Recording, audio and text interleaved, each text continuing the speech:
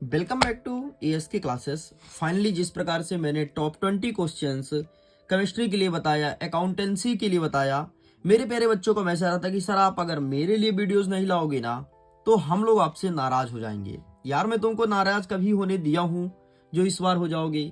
ऐसा नहीं होगा, बस मैं थोड़ी व्यस्त था। लेकिन फाइनली अब तुम्हारे लिए वीडियो आ चुका है। मैं आपको भी टॉप 20 क्वेश्चंस बताऊंगा और तुमको पता है कि जो क्वेश्चंस मैं बताता हूं वहां से ज्यादातर क्वेश्चन हमारे एग्जाम में आता है और देखने को मिलेगा। साथ में बूस्टर डोज भी आएगा, परेशान मत होना, इत्मीनान से मेरे साथ बने रहना। तो चलो करते हैं वीडियो को शुरू और फटाफट देखते हैं कौन कौन से क्वेश्चंस रहने वाले हैं। लेकिन उसके पहले हम देखेंगे कि हमारा सिलेबस क्या रहेगा। देखो, अगर मैं इतिहास के पेपर की बात करूं तो सबसे पहले ये आ रहा है लेखन कला और शहरी जीवन, ये आएगा। इसके बाद आएगा 3 महाद्वीप में फैला साम्राज्य, यायावर साम्राज्य जिसे मंगोल साम्राज्य के नाम से भी जानते हैं, और बदलती परंपरा में से 3 वर्ग और बदलती हुई संस्कृत परंपराएं, ये चैप्टर्स देखने को मिलेगा। मतलब 1 2 3 4 5 कितने चैप्टर्स आ रहे हैं? जो बचा हुआ 3 चैप्टर है ये हमारे एग्जाम में नहीं आएगा, तो इन्हीं चैप्टर्स को हमें बहुत अच्छे से कवर करना है। हम आज के इस वीडियो में 2 अंकीय, 3 अंकीय और 4 अंकीय उन सभी क्वेश्चंस को बता दूंगा जो एग्जाम में आने वाले हैं। तो चलें फिर शुरू करें। अध्याय नंबर 1 लेखन कला और शहरी जीवन। तो सीधे हम जाएंगे अपने अध्याय नंबर 1 पेज नंबर 15 में एंड यहां से स्टार्ट हो रहा है हमारा चैप्टर। ओके, तो टोटल आपका नजर ऑन स्क्रीन होना चाहिए। थोड़ी मैं जूम करता हूं ताकि आपका नजर भटके ना और सीधे सारे क्वेश्चंस को अच्छे से समझिएगा। अब देखो, यहां से 1 अंक के क्वेश्चंस को तो मैं साइड करता हूं, हम सीधे आपको आगे बड़े बड़े क्वेश्चंस को टिक कराने वाले हैं। सबसे पहले आपको पता होना चाहिए कि मेसोपोटामिया क्या है। ये एक सभ्यता है, ठीक है। जिस प्रकार से हमारे यहाँ थी ना सिंधु घाटी सभ्यता, वैसे मेसोपोटामिया एक सभ्यता है तो कुछ नहीं।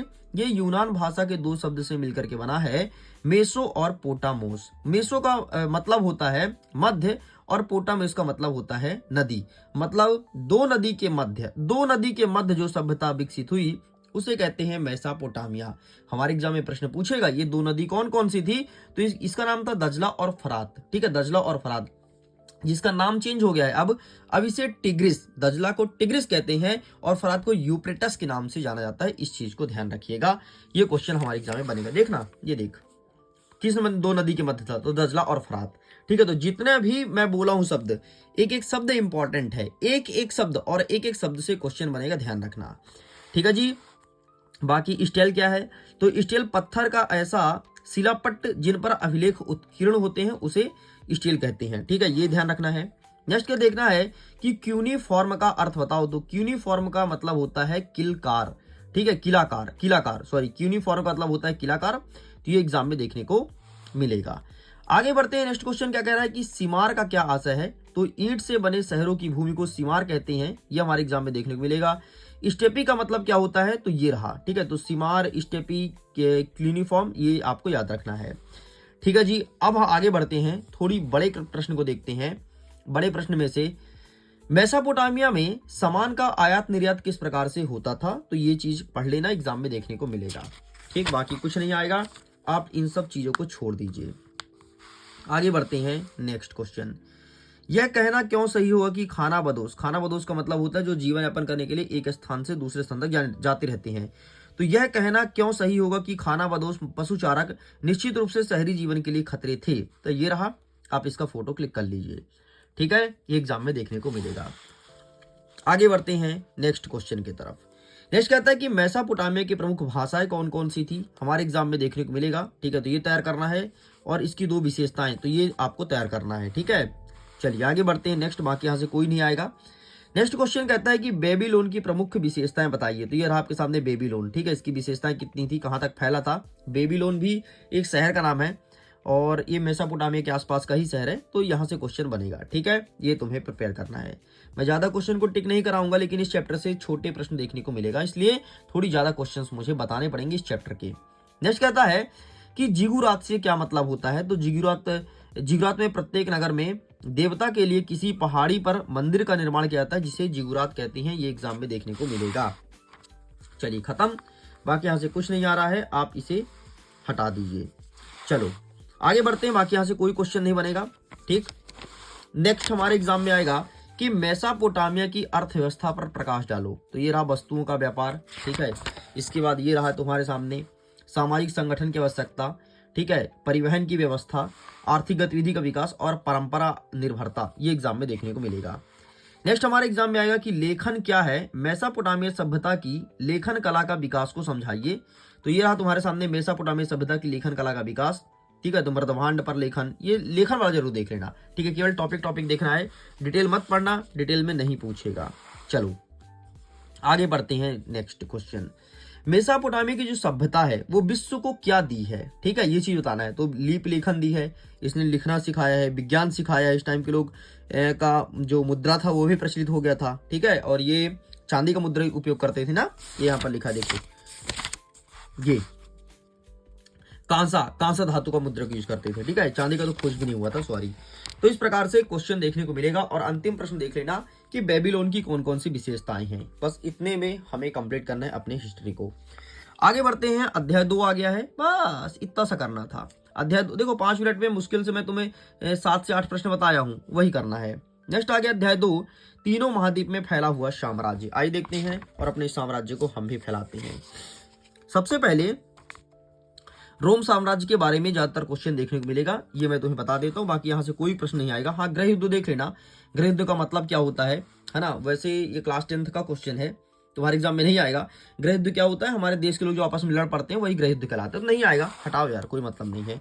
बाकी मैंने एक बार बता दी, अगर पढ़ लेना, अगर पढ़ना चाहो तो, ठीक है। हाँ, यहाँ से प्रश्न पूछना स्टार्ट करेगा, बड़े बड़े प्रश्न आएंगे। सिकंदर के सैन्य अभियान से क्या प्रभाव पड़ा। जो सिकंदर था ना, वो सिकंदर आया था जो युद्ध करने के लिए फिर भारत देश से लौट गया था। तो सिकंदर ने जब लड़ाई करना है तो कौन कौन सा प्रभाव पड़ा था। नेक्स्ट, प्रेस पेंट से क्या आशय है। तो ये दोनों क्वेश्चन तुम्हें तैयार करना है। नेक्स्ट क्वेश्चन हमारे एग्जाम में आएगा कि यूनान एवं रोमन साम्राज्य के सांस्कृतिक जीवन पर प्रकाश डालिए।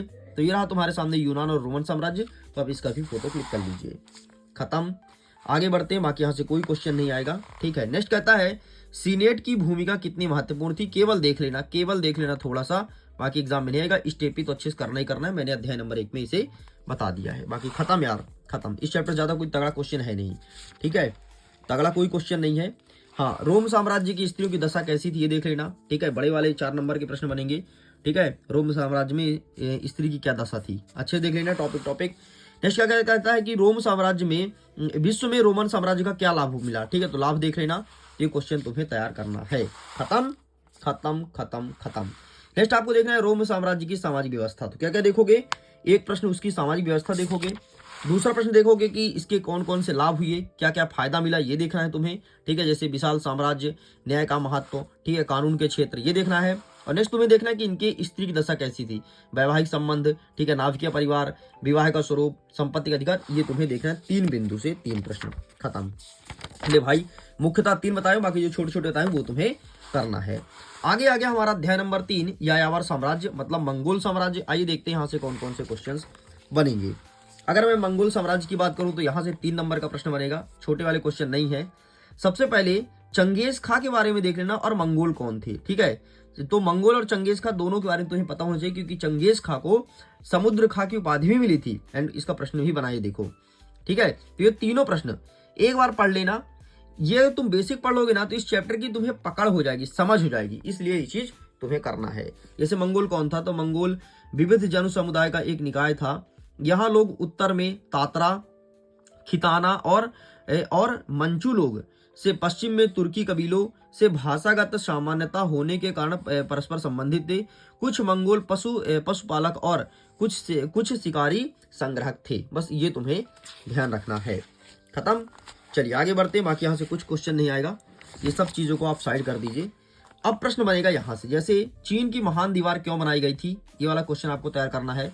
साथ में आपको तैयार करना है कि किरीलताई क्या है, ठीक है, ये तैयार कर लीजिएगा।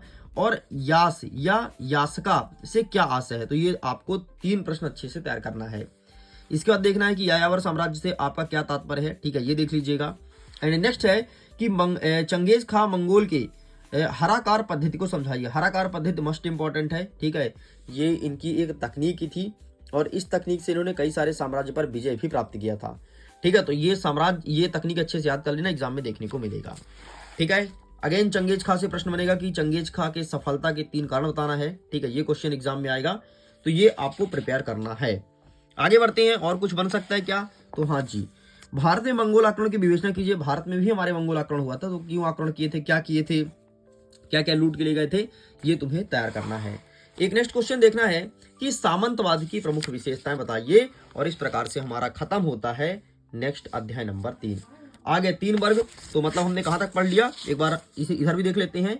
हमने अध्याय नंबर 1, 2, 3 खत्म कर दिया है, मतलब मुश्किल से मैंने तुम्हें 15 प्रश्न बताया हूं। एंड एक वीडियो और बनाऊंगा, 3 वर्ग और बदलती हुई संस्कृति परंपरा को अच्छे से डिस्कस करूंगा।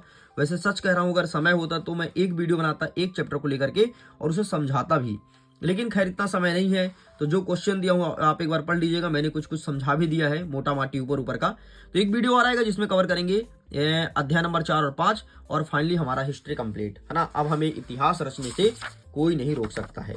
ओके स्टूडेंट्स, तो मैं करता हूँ वीडियो को, थैंक्स फॉर वॉचिंग। खुश रहिए, पढ़ते रहिए, मुस्कुराते रहिए। जल्द मिलते हैं नेक्स्ट पार्ट के साथ। बाय।